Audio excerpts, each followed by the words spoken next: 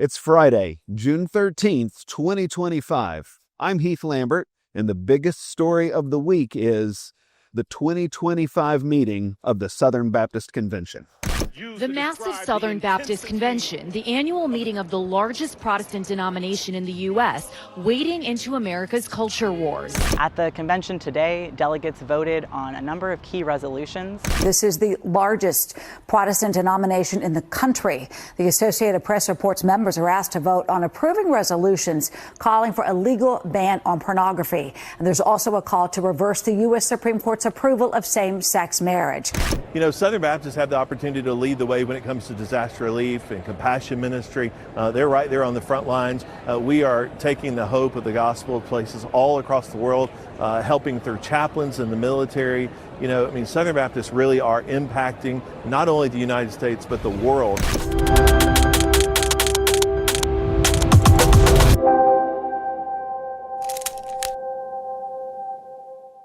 All right, so there are conflicts on the streets in LA, there's conflicts in Washington, D.C., there's conflicts overseas. There's a lot of contenders for the biggest story of the week this week, but only once a year does America's largest Protestant denomination, the Southern Baptist Convention, have its annual meeting. I'm here, and so it's right that we take some time to talk about what happened at the Southern Baptist Convention this year on the biggest story of the week.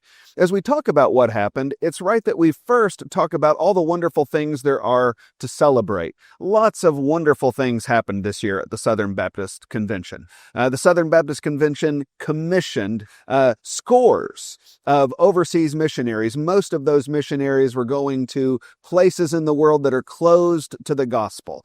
We heard reports about record-breaking numbers of church plants. We heard exciting reports from the 6 Southern Baptist seminaries about growth and expansion in those institutions. And even more than that growth, we heard repeatedly about all of the entities of the convention and all the areas of the convention being devoted to biblical conviction and to the grace of Jesus Christ. It's those reasons why I always have been, am now, and am committed to being a Southern Baptist. Of course, it wasn't all easy and fun and celebration. There were also many areas of controversy. You can't get more than 10,000 people in a room and not talk about some hard things, not have some debates.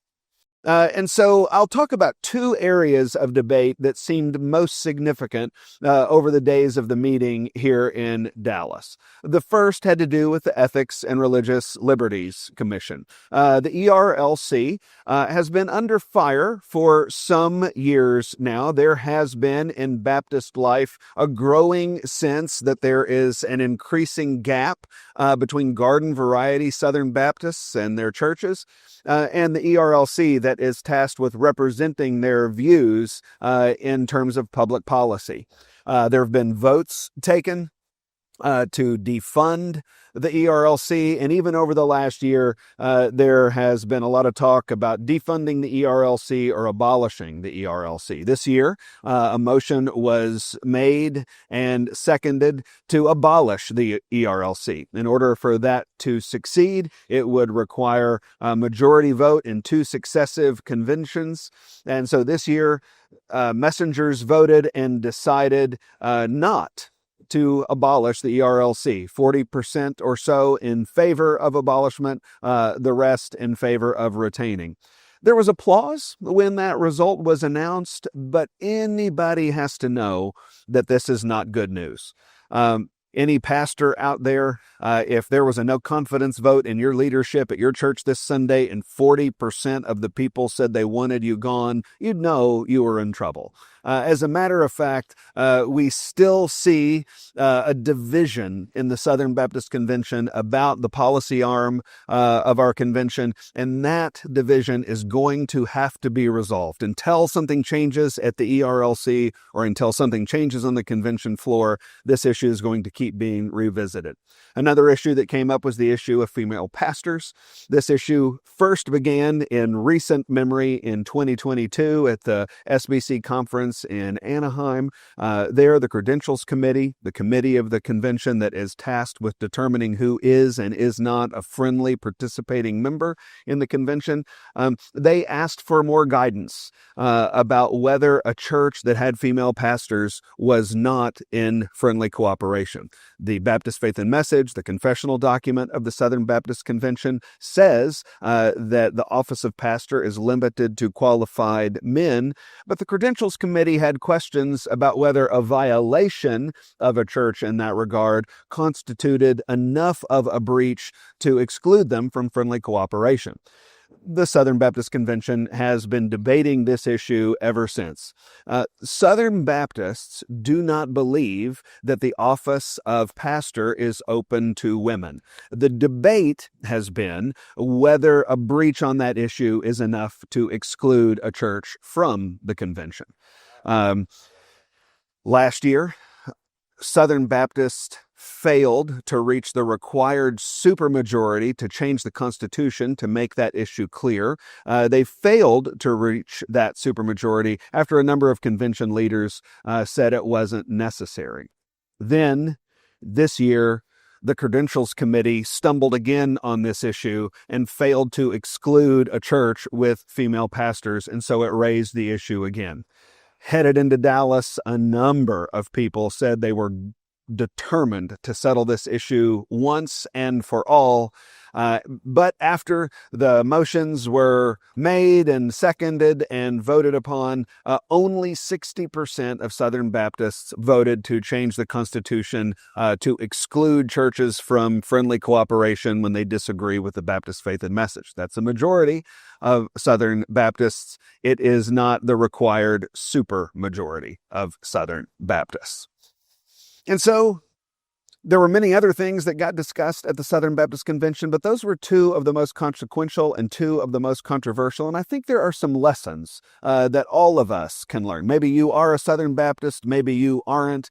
But what happens in America's largest Protestant denomination is not just of interest to pastors like me or to Southern Baptist members like you might be. It's of interest to anyone who cares about the progress of religion in the United States. Jude 3 gives Christians the command to contend for the faith once for all delivered to the saints. That is a biblical command that conviction is of enormous consequence. It is a priority for Christians and for Christian leaders. And we can learn from that that you cannot sustain a gap between the conviction of leaders and the conviction of those they lead for very long. That gap has to close, or the organization, the group, the convention can't exist for long. That gap must close. It also never works to punt on conviction. It's always the right time to have convictional clarity. It's always the right time to articulate what you mean. The reality is these gaps in conviction and this failure at convictional clarity is going to continue to dog the Southern Baptist Convention until we solve it. Nobody likes debates, no normal person anyway. We especially don't like those debates when they don't end the way we want them to end, and we really don't like them when they seem ongoing. But God says in 1 Corinthians chapter 11, verse 19, that there must be factions among you so that those who are genuine might be revealed. God uses disagreement and debate, as unpleasant as it is, to refine us and to create faithfulness. That means that even when debates are unpleasant in an organization like the SBC, and even when those debates don't end the way we want them to, the ability to have a debate is a strength of the Southern Baptist Convention and not a weakness. The future of the Southern Baptist Convention is in the direction of convictional clarity. Southern Baptists are going to find out one way or the other that reality is the only one that can sustain our cooperation towards Jesus's Great Commission.